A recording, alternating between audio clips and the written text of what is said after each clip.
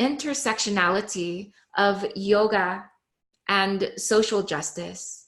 And of course, I feel that this has actually always been alive, you know, on the planet. And now we are in a time where we must truly turn to and fully be with what is rising in the way of social justice, and to ask what is our role in it, and that the yoga is for freedom, we could say, for transformation. And it is not in isolation. It is not just for the one individual self.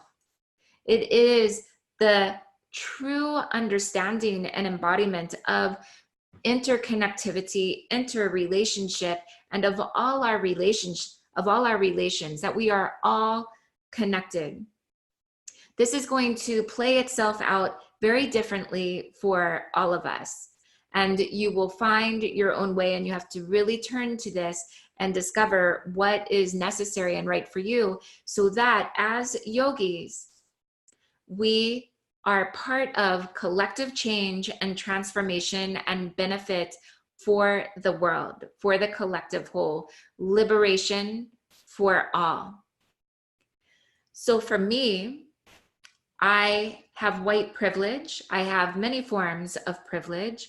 So that means that my proximity to power is close and strong because of the different privilege that I am born with. So I am born with white privilege. I, as a yogini, must be very aware of this and how this influences me in the way that I live my life, and in the way that can cause oppression and harm for people of color. Because the closer that we are in the proximity to power, and the more that we benefit from the institutional systems, that then our benefit is there, but what about everyone else? And so we start looking and exploring. Rasa Yoga is very committed to this too, to this understanding, training, awareness, to leaning in to the tough conversations and to not push them away nor pretend like they're not there. We want to be consciously part of real change and transformation on this planet, for racial equity, for justice, for liberation, for all. This is a deep, hard, challenging work, and one that I just want to keep voicing. And I know that whoever may be listening to this call, some friends will be with white privilege, some will not have this. So we are looking, and then we look to the world, and we look to the environment, and to the climate reality, and to our brothers and sisters in all our relations and all our family. And we ask in this alchemy of yoga for there to be a true alchemy of yoga that is living, that is impactful, that is working for the benefit of all beings. It must then include all of us. And then we ask ourselves, as a yogi, yogini, what is my role in this?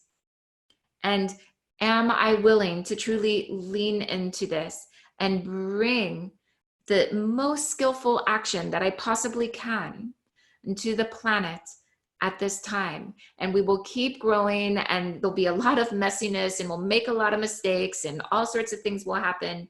But just like Arjuna with Krishna on that battlefield, when Arjuna totally melts down at the beginning of the Bhagavad Gita, and Krishna looks to him and he says, Arjuna, you are a warrior of Dharma, a warrior of right relationship. It is time for you to rise up, to take your stance and be here as skill in action. This is the time. Do not dismiss it. Do not run away from it. Do not reject it. We are in one of the most poignant times on the planet right now. And it is a big call to action, a big dharmic call to action, that the alchemy of yoga is in service for each of us to rise up and to take a stand and to consciously join in a collective field to make a difference for the benefit of all.